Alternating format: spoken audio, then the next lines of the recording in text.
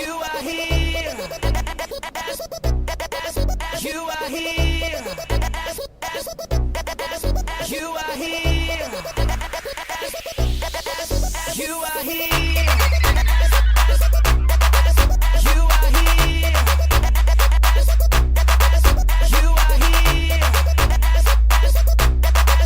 You are here. You are here. As we lift you up, you are riding on our praise. Be enthroned over everything. You are seated in our praise. This is prophetic, I can feel it in the air. We lift our praise and you change the atmosphere. With hearts open now, everybody sing it out. Oh, turn it up, this sound our praise.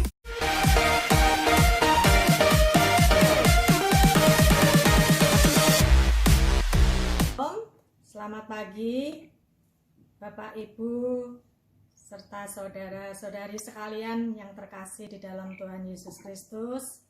Senang kembali berjumpa ya, meskipun masih berjumpa melalui online, tapi bersyukur kita dapat berjumpa kembali. Tema pada pagi hari ini yaitu sujud, menyembah dan mempersembahkan persembahan, yang nanti akan disampaikan oleh Bapak Pendeta Edi SS. Tapi kita tetap mau bersyukur, kita mau datang kepada Tuhan untuk mempersembahkan persembahan kita. Kita datang kepada Tuhan untuk menyembah Tuhan. Di bulan yang sama pada tahun lalu kita mengalami banyak hal juga. Ya, kita mengalami banjir bersama-sama. Tapi Tuhan izinkan semuanya itu hal-hal yang terjadi di dalam kehidupan kita, tapi kita bersyukur kita boleh melewatinya dengan baik. Hingga saat ini pemeliharaan Tuhan nyata di dalam kehidupan kita semuanya. Kita akan memulai ibadah kita pada pagi hari ini. Kita akan menaikkan satu pujian, satu-satunya yang kuandalkan. Ini mengingatkan kepada kita bahwa Tuhan selalu membimbing dan menyertai kita. Kita tetap bersandar kepada Tuhan karena kita mempunyai Tuhan yang sama, yang menjadi sumber kekuatan, sumber pengharapan, dan sumber segala-galanya buat kita semuanya. Biarlah kita boleh menjalani kehidupan kita selanjutnya tetap bersama Tuhan. Kita menjadi penyembah-penyembah Tuhan yang setia. Mari kita menyanyikan lagu ini bersama-sama.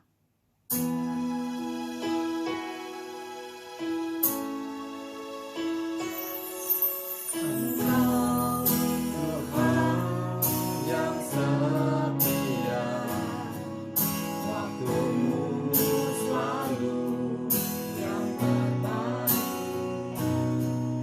Engkau Tuhan sandaranku, dan ku hanya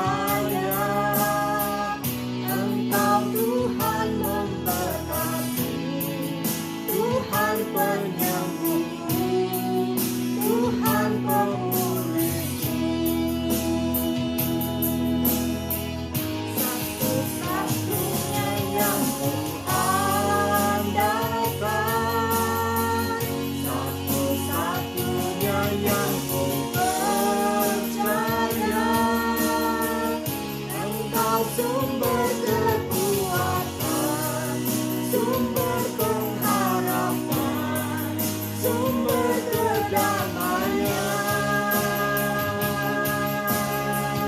Satu-satunya yang kuandalkan,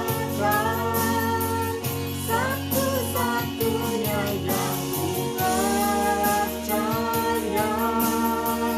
Engkau Tuhan memberkati, Tuhan penyembuhku, Tuhan pemulihku.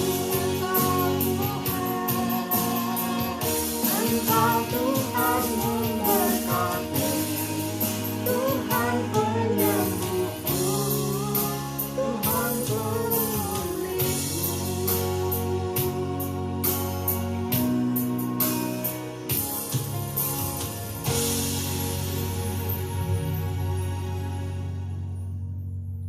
Votum dan salam akan dipimpin oleh Pendeta Edi SS. Kebaktian kita di pagi hari ini kita mulai dengan pengakuan bahwa pertolongan kita datangnya daripada Tuhan yang menciptakan langit, bumi, dan segenap isinya, yang di dalam kasih dan kesetiaannya tidak pernah meninggalkan perbuatan buah tangannya. Turunlah atas saudara sekalian anugerah dan sejahtera dari Allah Bapa, Putra, dan Roh Kudus. Amin. Mulia bagi Bapa. Mulia bagi Bapa, bagi Anak serta Roh Kudus. Dari permulaannya, sekarang dan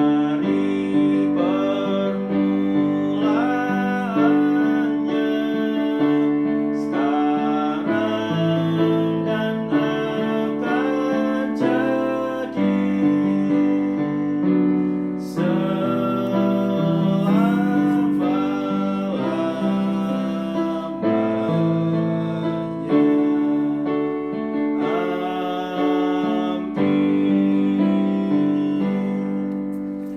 Nas pembimbing pada pagi hari ini diambil dari Mazmur nomor 100. Pujilah Allah dalam baitnya.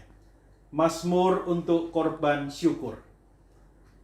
Bersorak-soraklah bagi Tuhan seluruh bumi. Beribadahlah kepada Tuhan dengan sukacita. Datanglah ke hadapannya dengan sorak-sorai. Ketahuilah bahwa Tuhanlah Allah. Dialah yang menjadikan kita umatnya dan kawanan domba gembalanya. Masuklah melalui pintu gerbangnya dengan nyanyian syukur, ke dalam pelatarannya dengan puji-pujian. Bersyukurlah kepadanya dan pujilah namanya, sebab Tuhan itu baik. Kasih setianya untuk selama-lamanya, dan kesetiaannya tetap turun-temurun. Amin, amin, amin. Amin, amin, amin.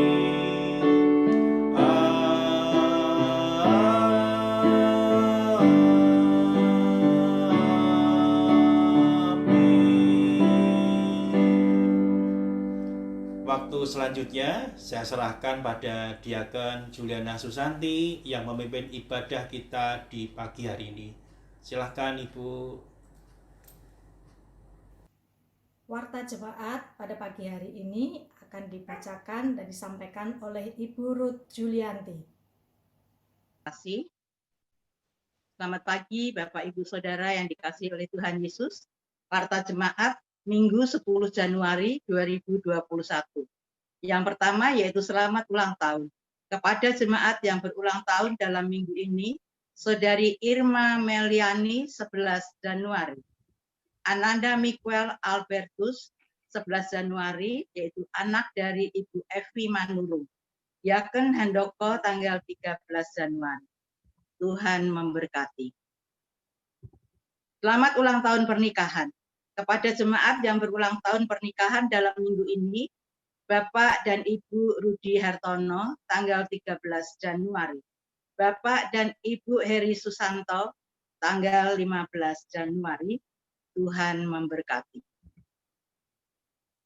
Kelas katekisasi. Kelas katekisasi untuk persiapan baptisan akan dibuka kembali pada bulan Januari 2021.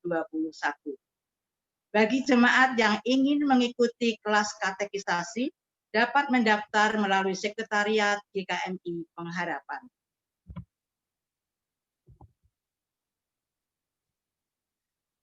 Warta Komisi Anak diberitahukan kepada segenap orang tua bahwa kebaktian Komisi Anak hari ini diadakan pada pukul 10 pagi melalui Zoom.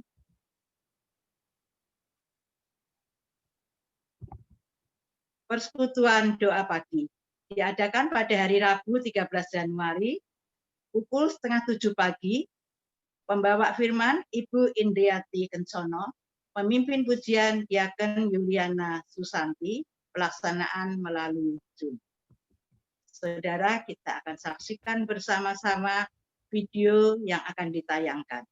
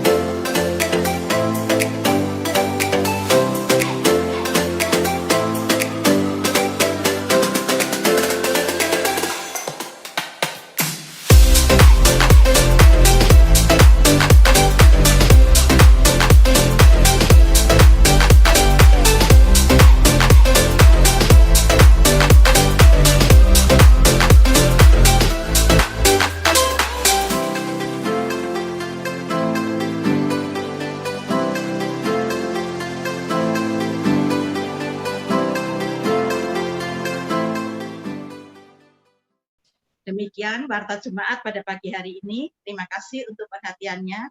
Kami serahkan kembali kepada Diaken Yuliana Susanti. Terima kasih untuk Ibu Ruth Julianti yang sudah menyampaikan warta. Kita melanjutkan pujian kita ya sebelum memasuki dan menaikkan doa-doa syafaat kita yang nanti akan dipimpin oleh Bapak Anton Sri Purbiantono. Mari kita sebelumnya menaikkan pujian Tuhan Allah hadir.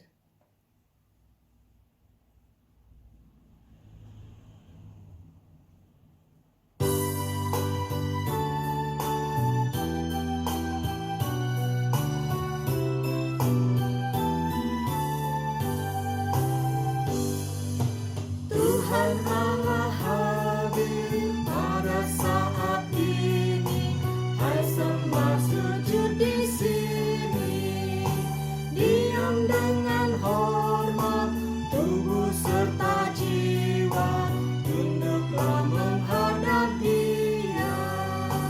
Marilah umatnya, hatimu serahkan dalam kerendahan.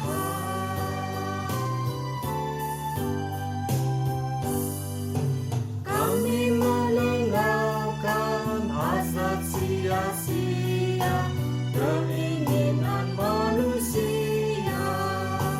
Jiwa raga kami hidup seluruhnya, Tuhan Allah yang mampunya. Dikaulah yang esa, patut dimuliakan, sederhana alam. Silakan Bapak Anton. Terima kasih Diaken Juliana. Bapak Ibu, Saudara semua, marilah kita berdoa bersama di dalam doa syafaat. Berdoa dan kita akhiri dengan doa Bapa kami. Bapa kami yang di surga, Bapa yang kami sembah di dalam Tuhan Yesus, pada pagi hari ini kami mengucap syukur untuk segala sesuatu yang terjadi dalam kehidupan kami. Kami mengucap syukur karena Tuhan memberi kami kesempatan untuk berkumpul melalui Zoom. Biarlah Tuhan kuduskan kami, di dalam kami melaksanakan kegiatan pada pagi hari ini. Layakkanlah kami Tuhan, agar kami boleh senantiasa memuliakan Engkau dalam hati, dalam kegiatan kami, dalam setiap hal yang kami kerjakan. Biarlah Tuhan hadir di tengah-tengah kehidupan kami, menjadi pemimpin kami, menunjukkan kami apa yang harus kami kerjakan, apa yang harus kami lakukan untuk memuliakan Tuhan melalui segala macam aktivitas kami. Kami mengucap syukur untuk segala persembahan yang telah dilakukan oleh setiap anak Tuhan di dalam ibadah pada hari ini. Demikian juga untuk kegiatan yang telah dilakukan. Biarlah kegiatan yang dilakukan oleh anak-anak Tuhan boleh berkenan kepada Tuhan dengan melalui ibadah online pada setiap kegiatan ibadah kami maupun pertemuan-pertemuan gerejawi. Kami berdoa untuk jemaat yang lanjut usia, demikian juga jemaat yang mengalami kelemahan tubuh. Demikian juga kami berdoa untuk kesehatan seluruh jemaat. Biarlah Tuhan berkati, biarlah kami semua memiliki kekuatan dalam mengerjakan segala macam kegiatan kami. Kami berdoa untuk jemaat yang bekerja di luar kota ataupun di luar negeri. Demikian juga untuk mereka yang studi di luar negeri maupun juga yang masih studi di dalam negeri. Kiranya Tuhan berkati, dan setiap orang, setiap jemaat-Mu boleh memiliki kesehatan yang baik dan kehidupan iman yang berkenan di hadapan Tuhan. Biarlah setiap anak-anak Tuhan boleh senantiasa bertumbuh di dalam kasih-Mu. Kami juga berdoa untuk kondisi ekonomi yang dialami oleh jemaat dampak virus corona. Biarlah Tuhan memiliki belas kasih terhadap anak-anak Tuhan di dalam mencukupi kebutuhan mereka setiap hari. Biarlah mereka boleh memiliki kekuatan dengan upaya yang dilakukan, demikian juga dengan berbagai macam pekerjaan yang harus dikerjakan. Biarlah boleh menjadi berkat bagi kemuliaan Tuhan. Kami juga berdoa untuk segala macam program yang telah disusun oleh gereja, demikian juga yang disusun oleh sinode. Biarlah Tuhan berkenan memberkati untuk persiapan pendewasaan GKMI cabang Sidorejo, demikian juga dengan proses pembangunan kantor sinode. Biarlah Tuhan berkenan memberkati. Kami berdoa untuk para pemimpin bangsa dan aparat keamanan, supaya mereka dapat menjalankan amanat, mandat, tugas mereka dengan baik. Biarlah mereka dapat menjaga situasi kondisi keamanan, demikian juga kerukunan di antara kehidupan berbangsa dan negara. Biarlah anak-anak Tuhan boleh menjadi terang, boleh menjadi garam seperti yang Tuhan harapkan dalam kehidupan mereka. Bapa di surga, kiranya Tuhan juga berkenan memberkati upaya yang dilakukan di dalam mencegah pencemaran virus corona, vaksinasi, maupun upaya yang telah dilakukan oleh tenaga medis, demikian pula peralatan-peralatan, obat-obatan, dan lain sebagainya, biarlah Tuhan sendiri yang turut campur tangan. Tuhan juga berkenan untuk memberkati, untuk menolong setiap kejadian, terutama kejadian bencana alam, demikian juga yang pengaruhi kondisi yang berakibat kepada transportasi dan lain sebagainya. Biarlah Tuhan yang memberi kekuatan, memberi penghiburan setiap orang yang ditinggalkan, demikian juga setiap upaya yang dilakukan secara institusional maupun individu, biarlah Tuhan yang berkenan memberkati. Kami percaya bahwa Tuhan memberkati doa-doa yang kami haturkan pada pagi hari ini, karena kami ingin mengikuti doa yang telah Tuhan ajarkan dalam kehidupan kami. Doa seperti yang telah Tuhan ajarkan dalam doa Bapa kami. Bapa kami yang di surga, dikuduskanlah namamu. Datanglah kerajaanmu, jadilah kehendakmu di bumi seperti di surga. Berikanlah kami pada hari ini makanan kami yang secukupnya, dan ampunlah kami akan kesalahan kami seperti kami juga mengampuni orang yang bersalah kepada kami. Dan janganlah membawa kami ke dalam pencobaan, tetapi lepaskanlah kami daripada yang jahat, karena Engkaulah yang punya kerajaan dan kuasa dan kemuliaan sampai selama-lamanya. Amin. Kami serahkan kembali kepada Diaken Juliana. Terima kasih untuk Bapak Anton. Ya, pagi ini kita mempunyai tema yaitu sujud menyembah dan mempersembahkan persembahan, yang akan disampaikan oleh Pendeta Edi SS, dan juga untuk persiapan doa dalam firman Tuhan kita pada pagi hari ini dan pembacaan Alkitab nanti akan disampaikan juga oleh saudara kita Adriel putra Sri Probiantono.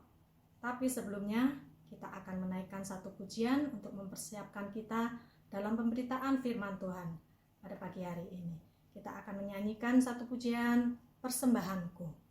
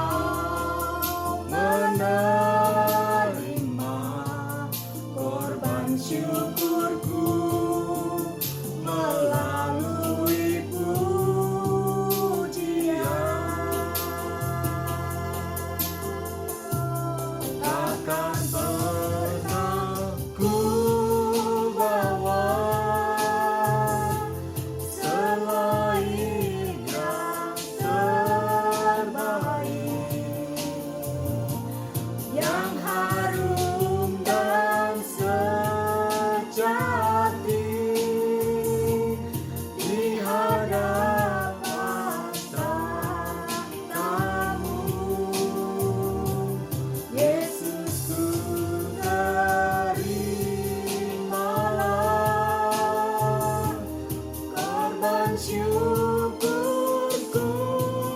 ini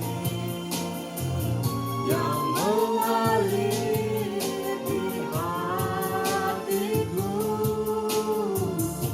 sebagai penyembahanku. Takkan pernah ku bawa selain yang terbaik, yang harum dan sejati di hadapan tahtamu. Yesusku, terimalah korban syukurku ini yang mengalir di hatiku sebagai penyembahanku.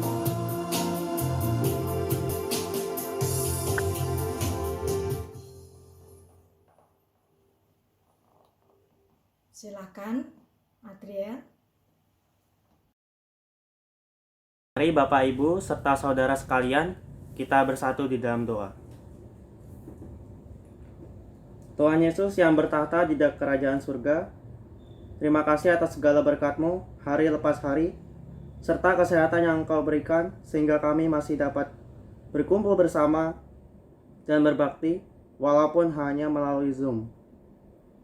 Sebentar kami akan mendengarkan firman-Mu, kiranya Tuhan berkati apa yang kami dengar, serta mampukan kami untuk dapat mengerti dan melakukannya di kehidupan sehari-hari.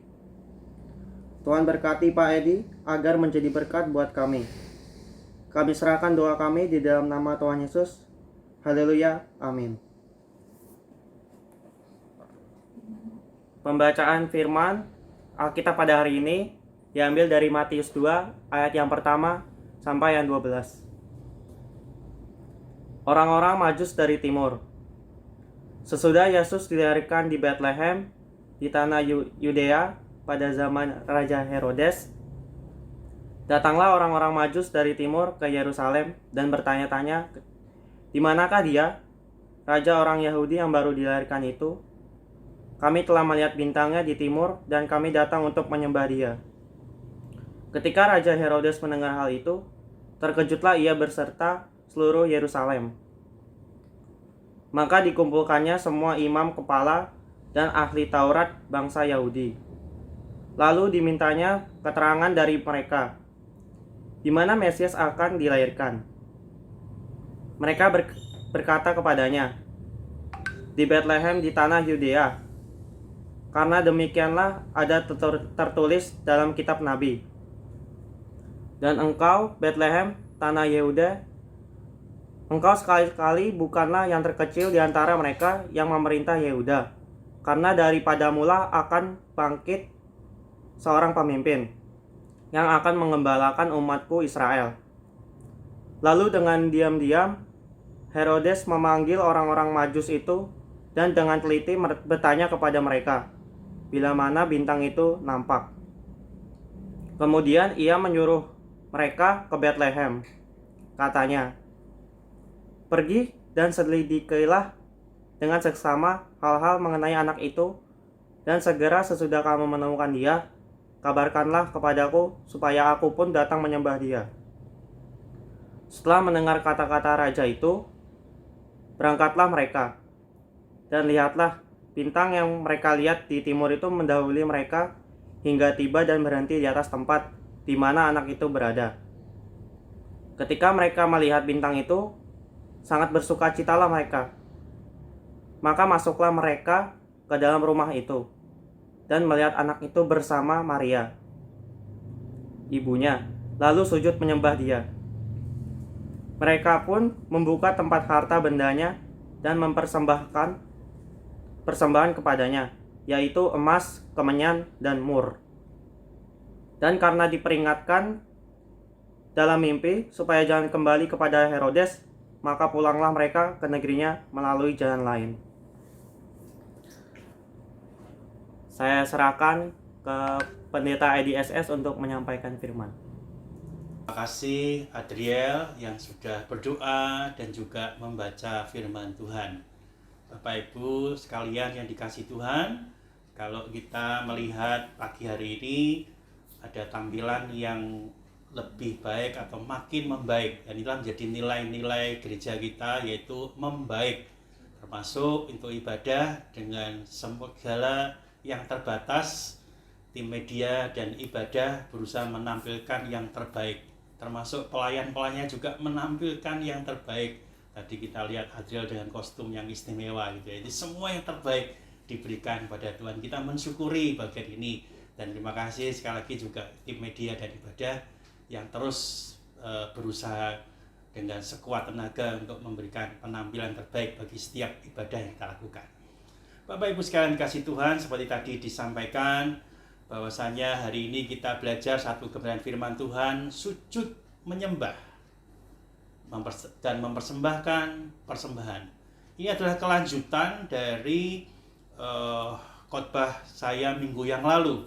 Ini masih bercerita tentang cerita orang Majus. Tapi sekali lagi, kalau kita lihat Alkitab kita, siapapun orang yang ada di situ, ini bagian orang Majus, iya, tetapi semuanya mengisahkan atau tertuju kepada Tuhan Yesus. Jadi Bapak Ibu sekalian, apapun ceritanya di Alkitab kita, semuanya itu tertuju kepada Tuhan Yesus. Orang-orang Majus dipakai oleh Tuhan untuk menyatakan apa yang ada dalam dirinya, itu yang ditujukan kepada Tuhan Yesus. Nah, Bapak Ibu sekalian, kita bisa lihat slide yang di depan kita. Seorang yang bernama James Missioner, dia menulis sebuah buku namanya The Source. Dia mengisahkan ada seorang yang bernama Urbaal. Dia punya istri dan juga punya satu anak laki-laki. Dia seorang petani biasa, bukan petani yang kaya raya, petani yang biasa. Urbaal ini menyembah pada dua dewa. Satu, dewa kematian, karena dia mengerti bahwasannya tidak mudah bagi dia menghadapi kematian. Yang satu, dewa kesuburan, maksudnya dewa kesuburan tanah. Dewa tanah itu maksudnya karena dia petani, dia menyembah kepada dewa kesuburan supaya diberkati pertaniannya. Nah, pada satu kali dia datang kepada pemimpin agamanya dia di satu kuil, dan kemudian dia diberikan satu solusi ketika dia bertanya bagaimana supaya usaha pertanian saya itu semakin membaik. Kemudian diberikan solusi pada para pemimpin agama itu kepada Urbaal. Bagaimana kamu bisa mengembangkan atau hasil pertanianmu lebih bagus? Yaitu kamu korbankan istri dan anakmu, dan nanti hasil pertanianmu itu akan jauh lebih bagus daripada sekarang. Perlu ada pengorbanan, dan itu bisa diberikan atau ditempatkan, yang mengisi korban itu adalah istri dan anak laki-lakimu. Urbaal ini bingung, kenapa solusinya harus seperti itu? Karena dia menyembah dua dewa, kematian dan kesuburan, maka di satu sisi kematian itu juga yang dia sembah. Dalam pergumulan yang berat, kenapa dia harus berpisah dengan istri dan anaknya demi penghasilan atau hasil pertanian yang subur. Tapi kemudian dia mengambil tekad, istri dan anaknya dibawa ke tempat upacara yang disebut dengan eksekusi religius, Istri dan anaknya dibawa tanpa pernah diberitahu untuk apa. Dan kemudian upacara dilakukan. Dan anaknya dipanggil duluan dan kemudian dieksekusi. Betapa mengerikannya pada waktu itu. Anak laki-laki satunya dieksekusi demi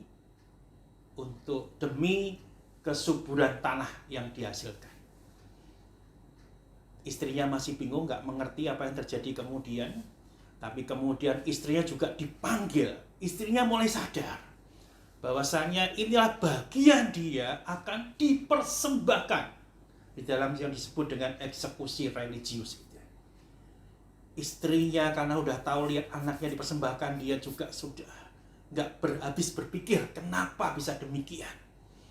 Dia memandang kepada suaminya.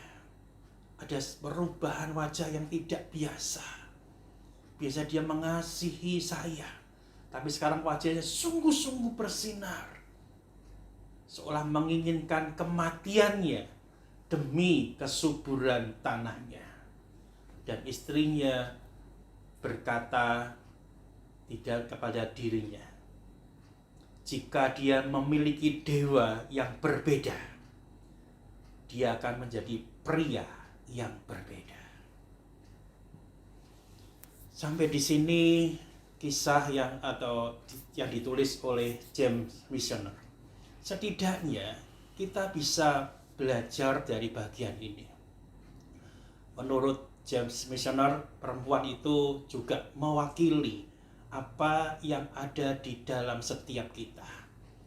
Siapa yang kita sembah, kepada siapa kita percaya, disitulah kita menjadi pribadi seperti yang kita percaya. Kalau kita merubah kepercayaan dari sesuatu, kepercayaan menjadi kepercayaan yang lain, kita pun menjadi pribadi yang berbeda. Itulah pesan yang ditulis oleh James Missioner itu. Bapak Ibu sekalian dikasihi Tuhan, ketika saya membaca cerita ini, saya pikir cerita ini juga tepat terjadi kepada para Majus. Sekali lagi, tafsirannya belum tentu 3. Bisa lebih daripada 3, tapi kita nggak tahu jumlahnya. Maka saya menyebutnya para Majus. Para Majus orang-orang yang pintar, ahli perbintangan. Mereka punya keyakinan. Dan mereka pergi melihat bintang. Fenomena yang luar biasa. Tapi kemudian mereka menemukan nomenanya, arti atau maknanya. Siapa bintang itu? Yaitu raja yang baru lahir. Bukan lahir untuk menjadi raja, tapi raja yang baru lahir. Ini satu keyakinan yang luar biasa. Dan keyakinan inilah yang mengubah cara pandang, merubah cara pikir dari orang-orang Majus itu. Mereka yang dahulu tidak mengenal Tuhan, tetapi ketika berhadapan dengan fenomena bintang timur itu, mereka mengubah dirinya menjadi pribadi yang percaya kepada raja yang baru lahir, yang kita kenal dengan Yesus Kristus. Bapak Ibu sekalian, perubahan besar itu terjadi di dalam diri orang-orang Majus. Nah, ada 2 hal yang dapat kita pelajari di bagian ini, sujud menyembah dan mempersembahkan persembahan. Yang pertama adalah orang-orang Majus itu sungguh-sungguh menyembah. Perhatikan kalau kita tadi yang dibaca oleh Adriel, kalau kita melihat bahwasannya niat mereka semula di ayat yang kedua, Matius 2 ayat yang kedua, setelah mereka mengatakan raja yang baru lahir, mereka mengatakan dan kami datang untuk menyembah Dia. Ini satu hal yang luar biasa menurut saya. Mereka bukan hanya bertanya raja yang baru lahir, tapi tekad orang-orang Majus ini adalah kami datang untuk menyembah Dia.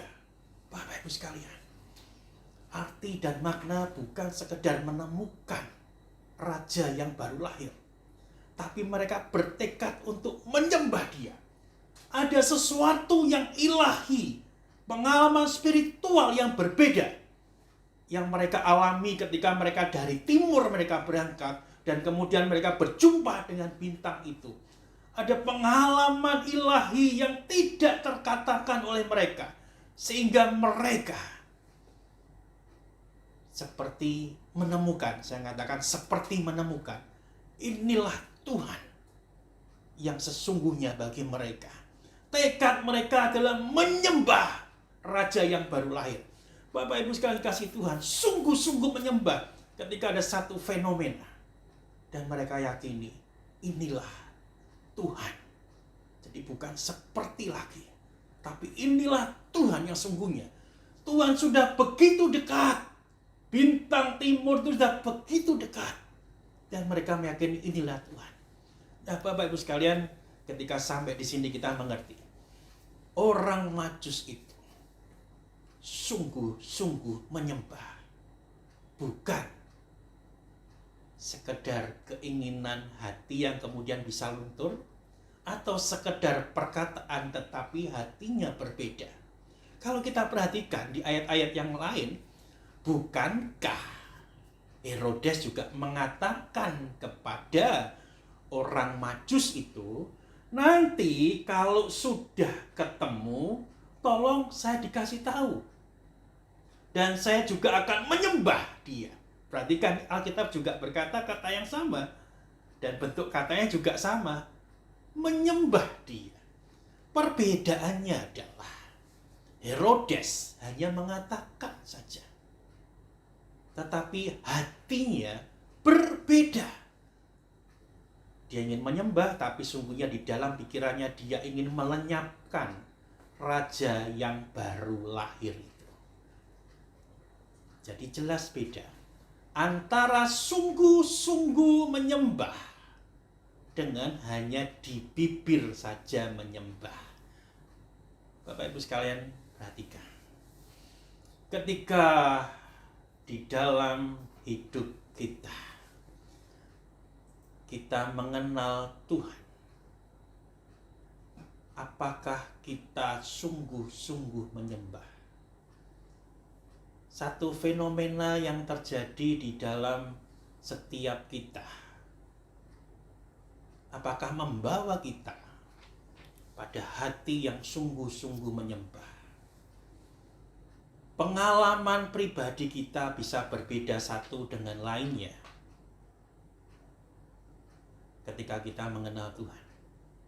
Tapi apakah itu semua membawa hati kita sungguh-sungguh menyembah Tuhan? Tidak semua kita yang mengatakan saya menyembah Tuhan, atau berekspresi menyembah Tuhan, atau datang kepada Tuhan, itu tidak semua artinya kita semua menyembah Tuhan. Tapi kita belajar daripada orang Majus ini. Bagaimana orang Majus ini sungguh-sungguh menyembah kepada Tuhan. Dan itu dibuktikan oleh dia. Ketika dia berjumpa dengan bayi Yesus dan kemudian Maria, ibunya. Bapak Ibu, ini juga satu kata yang menarik. Tidak disebutkan ibu dan bayinya, tetapi bayi itu dan kemudian ibunya. Ini menunjukkan sekali lagi, Alkitab kita ini berbicara tentang Yesus. Melihat bayi itu dan kemudian ibunya, apa yang dia nampak? Bintang yang begitu besar, itu luar biasa. Tapi berhadapan hanya sedikit atau segelintir orang. Hanya bayi atau raja yang baru lahir dan juga ibunya. Tetapi mereka sujud menyembah. Wow. Satu pemandangan yang bahkan di bawah standar pemikiran manusia kita. Di tempat yang boleh katakan kurang layak, tetapi mereka sujud menyembah. Inilah kesungguhan hati dari orang-orang Majus ini menyembah kepada Tuhan. Nah, Bapak Ibu sekalian dikasih Tuhan, Kalau kita memperhatikan bagian-bagian yang daripada orang Majus, bukankah mereka sungguh mengajarkan kepada kita sesuatu yang serius? Mereka punya ilmu yang tinggi, tetapi mereka benar-benar sujud menyembah. Mereka sungguh-sungguh menyembah kepada Tuhan. Ahli perbintangan yang tinggi, ilmu yang tinggi. Mereka biasa melihat fenomena yang besar setelah melihat bintang itu. Tapi melihat realitas yang biasa-biasa pun di dalam hati mereka, mereka berani sujud menyembah. Nah, Bapak Ibu sekalian dikasihi Tuhan, seringkali saya tidak mengatakan pasti ya, seringkali kita menyembah itu melihat bagian-bagian yang lain. Ketika ada dalam suasana yang baik, oh ini suasana gereja misalnya, ini ada kepujian, yang lain pada angkat tangan, biasanya kita bisa ngikut angkat tangan, kita ikut-ikutan gitu kan. Sekali lagi itu bukan yang dimaksud, tapi yang dimaksud sebenarnya ada keinginan hati yang kuat untuk menyembah pada Tuhan, sungguh-sungguh menyembah. Nah, ini slide berikutnya kita bisa lihat yang disebut dengan bystander effect ya. Itu adalah efek pengamat. Nah, apa efek pengamat sekalian? Efek pengamat ini adalah satu kisah sebetulnya. Tahun 1964, seorang yang bernama Kitty Genovese itu tulisan bahasa Indonesia, Genovese ya. Dia tinggal di New York. Dia bekerja dan pulangnya itu pagi, jam 3 pagi baru pulang. Itu biasa dia lakukan, karena pekerjaannya menurut dia untuk pulang pagi. Nah, di satu pagi ada seorang yang berniat jahat. Dia namanya Winston Moseley. Dia mengamat-ngamati siapa yang jadi korbannya. Dan kemudian si perempuan ini ditarget oleh dia. Nah, ini dia. Si Kitty ini bisa menjadi korban saya. Dan kemudian si pria ini yang sudah punya niat buruk, yaitu si Winston ini, mendekati si Kitty. Dan kemudian dia memukul si Kitty ini. Dia ingin merampas semua yang ada dalam diri Kitty. Tapi Kitty berteriak keras. Di pagi buta jam 3 pagi dia berteriak keras. Dan kemudian tetangga-tetangga mendengar suara teriakannya. Mereka membuka pintu jendela, mereka keluar dari rumah. Di apartemen buka pintu jendela, ada yang di rumah, mereka membuka pintu rumah. Diperkirakan ada 38 orang yang menyaksikan. Tetapi mereka hanya membuka jendela dan kemudian mereka menutup kembali. Si orang jahat ini, si Winston ini, ketika melihat jendela terbuka, ada orang yang melihat, dia berhenti dari pemukulan itu. Dan si Kitty terus berteriak, tolong saya, tolong saya. Tapi kemudian orang itu setelah melihat-lihat, kemudian nutup lagi jendelanya. Dan gak ada yang menolong dia. Dan kemudian si Kitty ini diperlakukan tidak baik, dirampas, dipukuli, dan segala macam. Nah, Bapak Ibu sekalian, melihat satu hal yang tragis ini, ada dua psikolog, dua orang yang mengamati itu ya.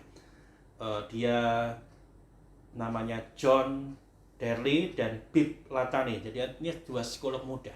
Kenapa ya ada perempuan di pagi buta minta tolong, tetapi tidak ada yang menolong dia? Semua menutup diri untuk menolong.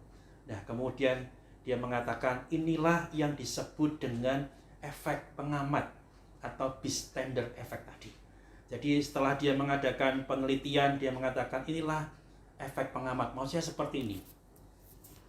Kalau bagian dari orang itu melihat kejadian itu, ada satu orang yang melihat, 85% kemungkinannya orang itu menolong. Kalau nggak ada orang lain, dia minta tolong dan kemudian ada satu-satunya orang di situ, 85% kemungkinan orang itu menolong.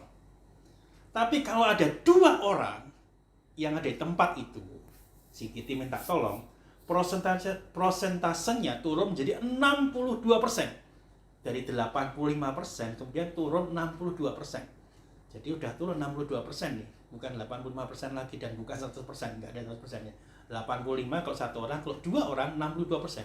Nah, kalau yang hadir di situ ada 5 orang, turun menjadi 31%. Jadi peluangnya untuk menolong semakin kecil. Inilah yang diamati oleh 2 psikolog muda, John Darley dan juga Bill Platane. Kemudian saya mengingat ya, Bapak Ibu sekalian, Tuhan Yesus pernah memberikan perumpamaan tentang orang Samaria yang baik hati gitu kan. Ada orang yang dilukai, kemudian lewatlah imam, 1 orang. Tapi 85% itu dilewatkan begitu saja dan dia tidak menolong. Kemudian lewatlah orang Lewi, 85% tapi lewat juga. Dan kemudian orang Samaria itu datang menolong. Jadi ini angka kemungkinannya 85%, tapi tidak memastikan 85% itu menolong. Karena tidak 1% gitu ya. Nah, saya tiba-tiba teringat seperti itu ketika misalkan, oh ya ini ada kisah yang bagus. Nah, yang menarik adalah efek pengamat seperti ini. Bapak Ibu sekalian perhatikan.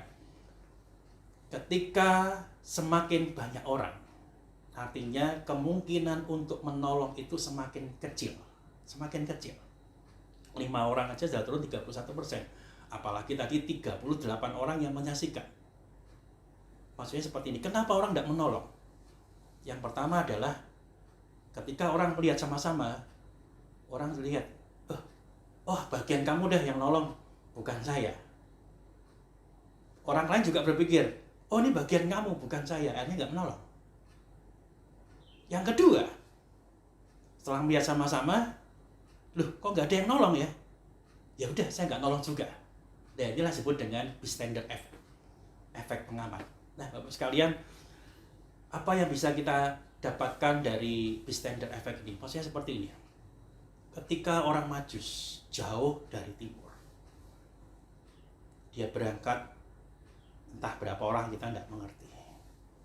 Tapi niat semula yang menyembah kepada Tuhan tidak hilang. Meskipun ada beberapa orang. Niatnya untuk sujud menyembah, sungguh-sungguh menyembah. Dan mereka abaikan efek pengamat itu. Dan mereka sungguh-sungguh datang menyembah pada Tuhan. Bapak Ibu sekalian kasih Tuhan. Ketika kita menyembah Tuhan, ketika mau datang pada Tuhan, apakah bystander effect itu ada dalam diri kita? Mempengaruhi diri kita. Ada berapa yang datang gereja ya? Siapa yang harus melayani? Kalau saya melayani, udah saya nggak perlu gitu kan. Apakah saya perlu datang gereja lagi? Apakah perlu menolong bagian? Nah, kita perlu merenungkan akan diri kita sendiri. Seperti di awal tadi saya sebutkan, saya bersyukur. Kita perlu bersyukur kita semua. Tampilan ibadah semakin bagus, itu semua usaha yang luar biasa. Bukan masalah mereka mau ambil bagian ini, tapi mereka melihat siapa yang bisa bertanggung jawab dan mari kita lakukan. Melayani Tuhan dengan lebih dan lebih lagi. Bapak Ibu ya sekarang sedang menikmati ibadah lebih bagus lagi. Saya pikir kita juga perlu berkata pada diri kita sendiri juga. Oh ini ada yang melayani. Kita nggak perlu lagi. Kita menikmati saja. Toh kita nggak bisa melakukan apa-apa. Nah, Bapak Ibu sekalian bisa melihat kan sekarang yang hadir siapa. Ini lagi tampilan kita kan seperti ini. Ini kerjasama bukan satu orang. Ya kalau dulu coba di satu tempat, sekarang kita menyebar ada 6 orang yang melayani, yang bekerja sama sehingga bisa menampilkan bagian. Tidak mudah. Butuh satu kerjasama yang betul-betul cepat, betul-betul harmonis gitu, sehingga semua bisa tersaji dengan baik. Nah, Bapak sekalian, kalau kita sujud menyembah kepada Tuhan, kiranya efek tadi bystander effect tadi, efek pengamat itu kita bisa mengabaikan. Tidak perlu. Ini jadi tanggung jawab saya dan saya mau menyembah Tuhan dengan sungguh sungguh-sungguh. Bagian yang kedua yang bisa kita dapatkan dari kisah orang Majus ini, penyembahan yang murni seringkali disertai dengan memberikan persembahan. Bapak Ibu sekalian dikasih Tuhan, tidak salah, sekali lagi tidak salah, ketika kita datang kepada Tuhan dan kita minta sesuatu kepada Tuhan, itu nggak salah. Kenapa? Karena Tuhan juga dalam Alkitab yang kita baca, banyak orang datang pada Tuhan dan minta kesembuhan, minta segala sesuatu. Dan Tuhan juga membuka diri, bahkan memberikan kesembuhan. Nggak salah, bukan? Tetapi yang berbeda dengan orang Majus ini adalah ketika mereka berjumpa dengan Tuhannya, mereka memberikan persembahan. Apa yang ada di dalam diri mereka, mereka persembahkan kepada Raja yang baru lahir.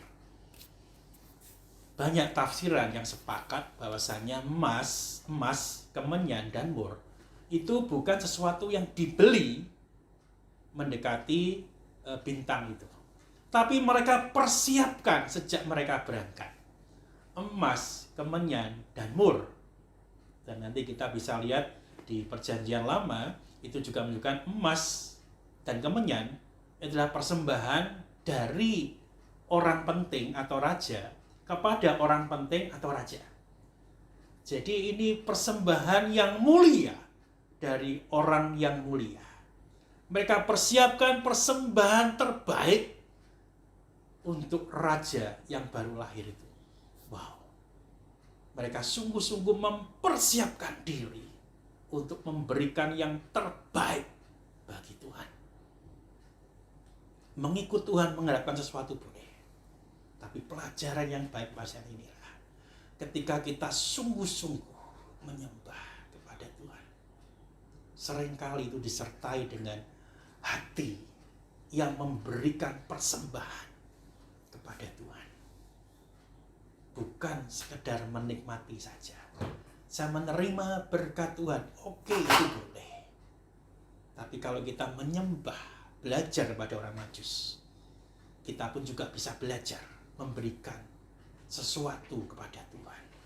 Apakah itu perlu buat Tuhan?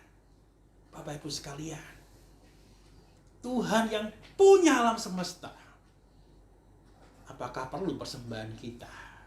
Mungkin kita sepakat tidak perlu. Tidak perlu, buat apa?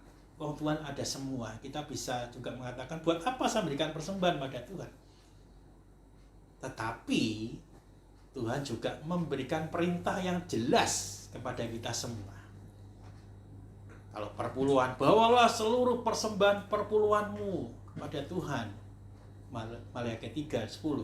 Dan ujilah aku, apa aku tidak menyingkapkan tingkap-tingkap langit ini. Artinya adalah Tuhan juga memerintahkan kita memberikan persembahan. Bukan karena Tuhan perlu, tetapi apa yang kita berikan kepada Tuhan itu adalah bukti, salah satu bukti kita menyembah Tuhan dengan sungguh-sungguh. Dan yang lain lagi, persembahan itu dipergunakan bagi khususnya orang-orang Lewi dan juga untuk bait Allah di dalam melakukan peribadahan. Jadi apa yang kita berikan kepada Tuhan, sesungguhnya itu juga dipergunakan di dalam pelayanan gereja di masa kini. Di dalam pengumuman yang kita lakukan, kita juga ada beberapa macam persembahan. Tadi kita juga sudah mulai sesuatu yang baru. Pengumuman kita bikin videonya, meskipun nanti kita akan perbaiki lagi karena tulisannya mungkin masih kecil-kecil dan segala macam. Tapi terus tiap minggu kita akan progres semakin bagus. Tapi artinya adalah kita didorong oleh gereja kita supaya kita juga menampakkan penyembahan yang terbaik bagi Tuhan, mulai persembahan yang kita berikan melalui gerejanya. Matthew Henry, seorang yang tidak diragukan lagi, dia menulis seri tafsiran yang luar biasa menurut saya. Dia mengatakan sesuatu yang bagus sekalian. Seperti tampilan gitu saya akan baca ya. Jika kita bersungguh-sungguh dalam penyerahan diri kepadanya, kita tidak akan keberatan untuk berpisah dengan apa yang paling kita sayangi dan hargai. Jadi Matthew Henry di dalam tafsirannya Matius pasal 2 ini dia mengatakan kalau kita sungguh-sungguh menyerahkan diri pada Tuhan, maka kita rela berpisah pada apa yang paling kita sayangi dan hargai. Dan itu sungguhnya didorong pada setiap kita. Kalau kita sudah menemukan juru selamat itu di dalam diri Tuhan Yesus, maka kita pun akan tidak keberatan. Kita rela memberikan apa yang kita sayangi dan hargai. Kalau di awal tadi saya menyebutkan kisah yang ditulis oleh James Missioner, Urba'a tadi, merelakan istri dan anaknya demi sesuatu yang dia yakini. Dan itu kita tahu itu keliru. Kita melihat itu keliru. Nah, kalau kita sekarang sudah mengatakan yang benar, inilah yang kita yakini juru selamat. Bukankah seharusnya kita kembali berani merelakan apa yang kita hargai dan kita sayangi untuk pekerjaan Tuhan? Bapak Ibu, saya perlu membedakan ya, memberikan satu perbedaan. Yang kita persembahkan bukan istri dan anak-anak, itu tidak diinginkan oleh Tuhan. Yang Tuhan masukkan adalah persembahan apa yang menjadi hati kita itu. Jadi yang kita miliki apa? Keduniawian, tentang keuangan kita bisa persembahkan untuk Tuhan. Apa menjadi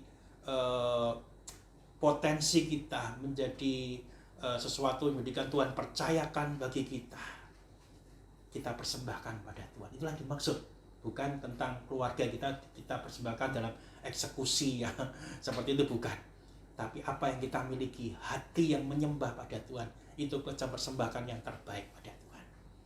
Dan saya yakin kalau kita punya sikap yang sama seperti yang disampaikan oleh Matthew Henry, gereja kita akan berkembang luar biasa. Karena kita dengan senang hati, rela hati memberikan apa yang kita hargai, apa yang kita nilai, yang kita sayangi, kita berikan untuk Tuhan. Tidak mudah, bukan? Tapi kita perlu belajar sungguhnya bahwasanya persembahan-persembahan yang diberikan oleh orang Majus itu menolong kita untuk memberikan persembahan pada Tuhan. Tapi perlu kita ingat, Tuhan Yesus sudah memberikan yang terbaik di dalam hidupnya. Apa yang disayang oleh Tuhan, dihargai oleh Tuhan, dia merelakan anaknya diberikan kepada kita. Natal itu Tuhan memberikan yang terbaik bagi kita. Bapak Ibu bisa catat kalimat saya. Natal itu Tuhan yang memberikan yang terbaik bagi setiap kita. Dan mari kita merenungkan kembali bagaimana kita berupaya memberikan yang terbaik bagi Tuhan di dalam keilmuan, di dalam apa yang Tuhan percayakan melalui harta milik yang kita punyai, dalam talenta yang Tuhan percayakan bagi kita. Persembahkan semuanya yang terbaik buat Tuhan. Dan kita bisa belajar bersama-sama sujud menyembah dan mempersembahkan persembahan. Amin. Mari kita berdoa. Bapa di surga, kami belajar banyak dari firman-Mu di pagi hari ini. Kisah orang Majus bukan kebetulan dimasukkan di dalam tulisan oleh Matius. Ada satu kisah di mana mereka menundukkan diri kepada Engkau untuk sujud menyembah, benar-benar sungguh-sungguh menyembah pada Engkau dan mempersembahkan yang terbaik apa yang mereka memiliki, mempersembahkan persembahan raja kepada raja. Kiranya hati kami, apa yang ada dalam diri kami, ketika kami belajar memberikan persembahan, kami juga mengingat kami sedang memberikan penyembahan di dalam persembahan kepada seorang raja. Berkati kami ya Tuhan.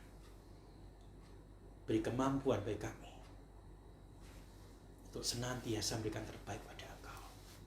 Karena Engkau sudah memberikan yang terbaik melalui kehadiran, kelahiran Yesus Kristus bagi dunia. Di dalam nama Tuhan Yesus Kristus kami berdoa. Amin. Waktu selanjutnya saya serahkan pada Diaken Juliana Susanti yang memimpin ibadah kita di pagi hari ini. Silakan Ibu. Terima kasih untuk Pendeta Edi SS yang sudah menyampaikan pemberitaan firman Tuhan pada pagi hari ini. Kiranya Tuhan memberkati pelayanan Pendeta Edi. Baik Bapak Ibu serta saudara-saudara sekalian yang dikasihi Tuhan, mari kita menutup ibadah kita pada pagi hari ini. Kita akan menaikkan pujian Langit dan Bumi, Pujilah Tuhan. Setelah itu komitmen kemuridan, pengakuan iman rasuli dan doa berkat akan disampaikan dan dipimpin oleh Pendeta Edi SS. Langit dan bumi pujilah Tuhan, sebab Dia ciptakan semuanya. Keagungannya mengatasi langit bumi, sembah sujud di hadapannya.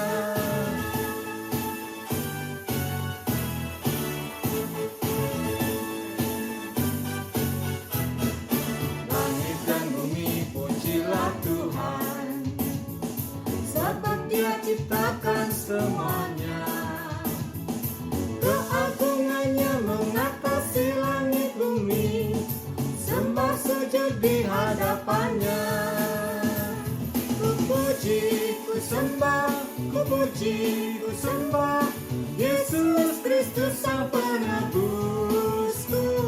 Ku puji, ku sembah, ku puji, ku sembah Yesus Tuhan dan Rajaku.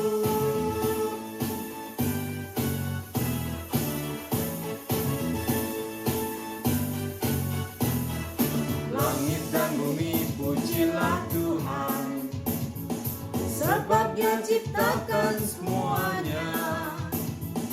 Keagungannya mengatasi langit bumi, sembah sujud di hadapannya. Puji, puji, ku sembah, ku puji, ku sembah Yesus Kristus Sang Penebusku. Ku puji, ku sembah, ku puji, ku sembah Yesus Tuhan dan Rajaku. Ku puji, ku sembah, ku puji, ku sembah Yesus Kristus Sang Penebusku.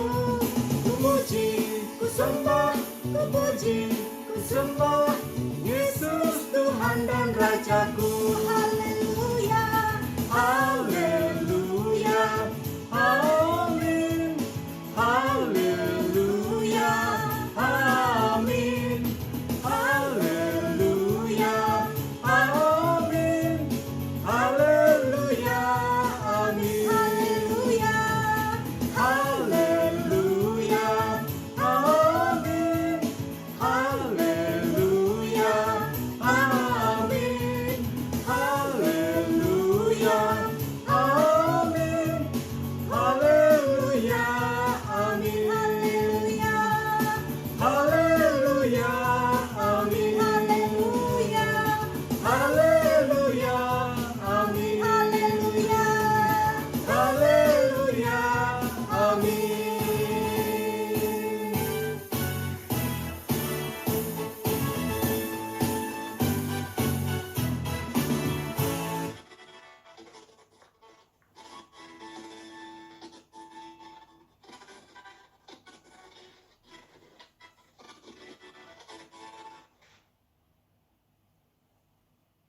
Bapak Ibu sekalian, sebagai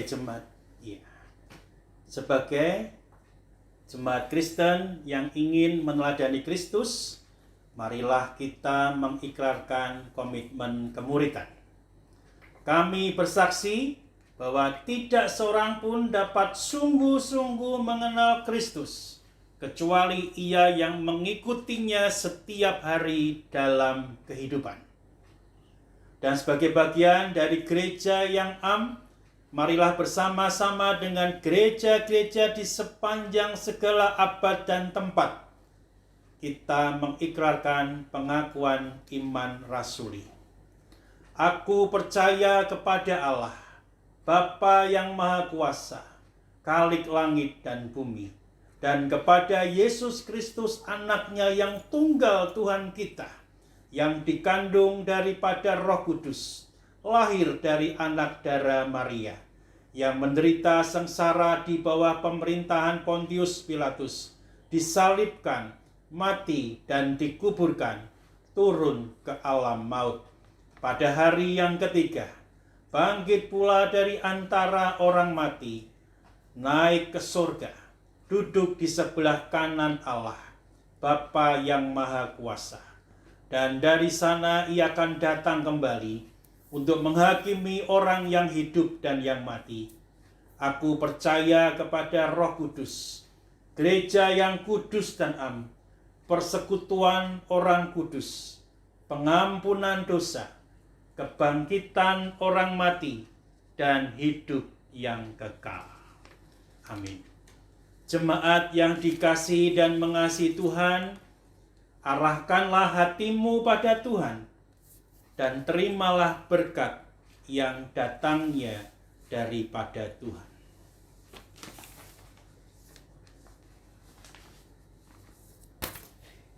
Tuhan memberkati engkau dan melindungi engkau. Tuhan menyinari engkau dengan wajah-Nya dan memberi engkau kasih karunia. Tuhan menghadapkan wajah-Nya kepadamu dan memberi engkau damai sejahtera. Amin. Kepada Allah beri puji. Kepada Allah beri puji, semua makhluk di bumi, padanya ku beri pujian, Bapa, Anak, dan Roh Suci.